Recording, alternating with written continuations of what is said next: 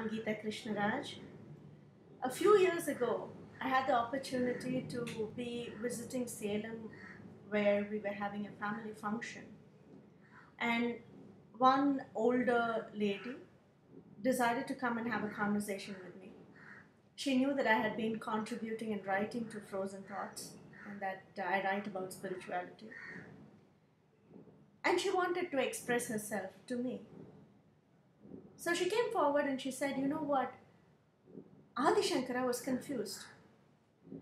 Now I started smiling because I am in no way a philosopher and I don't think I have any right to even comment on something like that. But the very fact that she thought she was ready to make a statement like that, I simply smiled and continued to listen. So she said, Aadishankara was so confused. There was a time when he said that everything is God. And then he said that I am also God. And so he kept on changing his view. First he said that this alone is universal, this is God. And then he said that no, everything is God. And then he said, even I am part of that God.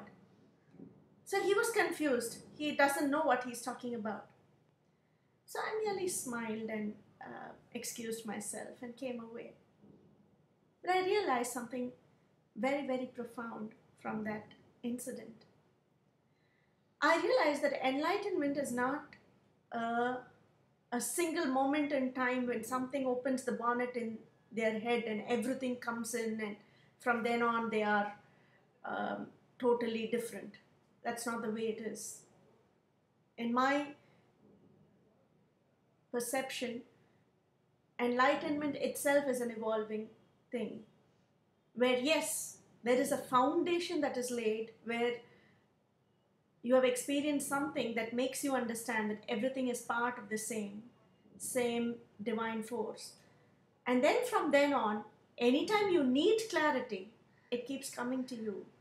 So it's not that it is stored here in your brain cells and therefore you are already a complete person. No.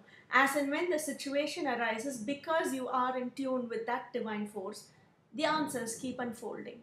And that, according to me, is enlightenment. And it is an evolving formula, right? An evolving consciousness. In that sense, all of us have experienced those divine moments where we have felt so in tune with everything that you can't even think God can be anything else than this right here and now. You have perceived that kind of a sense of completeness. But unfortunately, we don't remain in that state of completeness.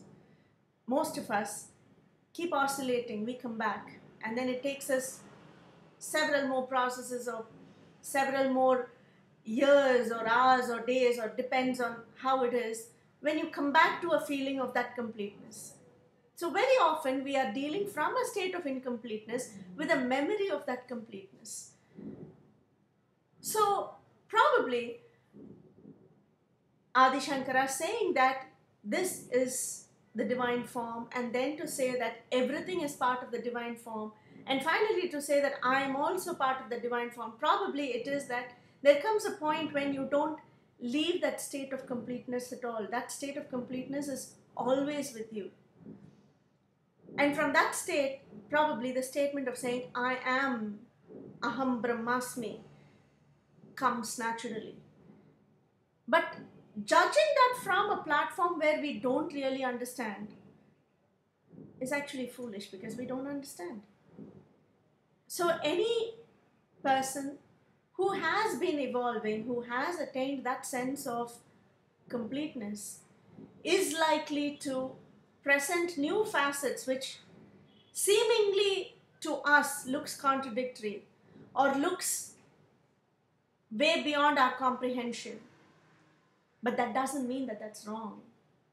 It doesn't mean that they are revealing something that doesn't exist. It doesn't mean in any way that you can judge that person. It only means that we are not yet there where we understand fully. But having that faith that whatever is for a very definite purpose. There is no arbitrariness, there is a definite purpose. With that faith, if we hang on, I think it is very easy to soon come to some state of clarity. Thank you.